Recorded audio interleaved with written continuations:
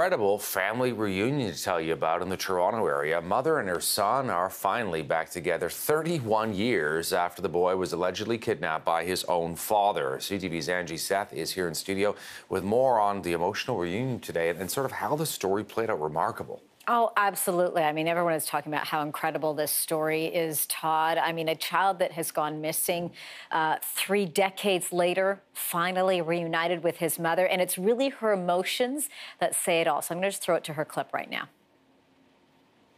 I grabbed him and I squeezed his head. I want to feel if he's real. I touched him. I said, oh, my God, my baby, you have my eyes. He hugged me and he kissed me. And we held there for a long time. It's interesting there, just off the top of that, she said that he said to her, Mom, I have your eyes. Now, this case unfolded back in 1987 in Toronto. It's alleged that Alan Mann Jr. abducted his son, Jermaine Mann, from his mother, Lyneth Mann-Lewis, during a court-ordered weekend visit and then fled to the United States with his son, who was less than 2 years old at the time. According to authorities, the father was arrested on October 26th in Vernon, Connecticut. He was charged with making false statements and transactions with the U.S. Departments of Housing and Urban Development. This is a historic development for the Missing Children Society of Canada, who spent 31 years looking for this little boy. Authorities say that the father had been living under an assumed name. He also had a fake birth certificate, but once it was determined that the birth certificate was fake, police were able to piece together Mann's actual identity.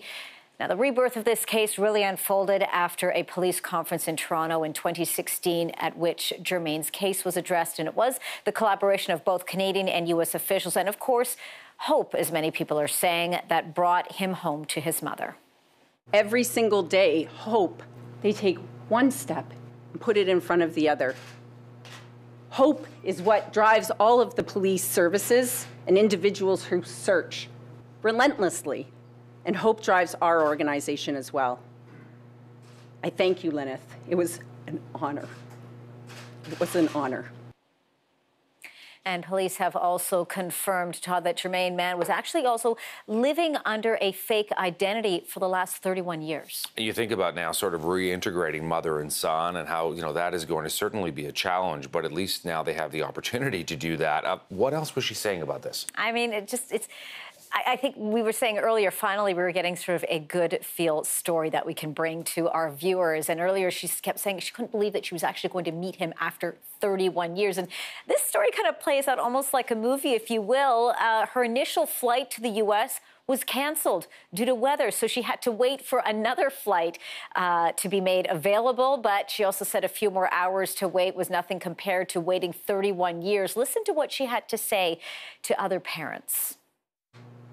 I am the proof that after 31 long years of suffering, 31 long years, one should never give up, but be patient, be strong, and believe that all things are possible and that anything can transpire.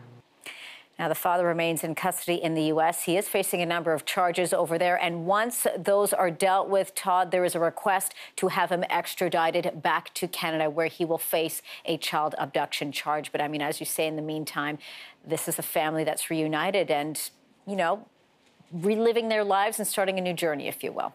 Angie Seth with the latest. Thanks for the update, Angie. You're welcome.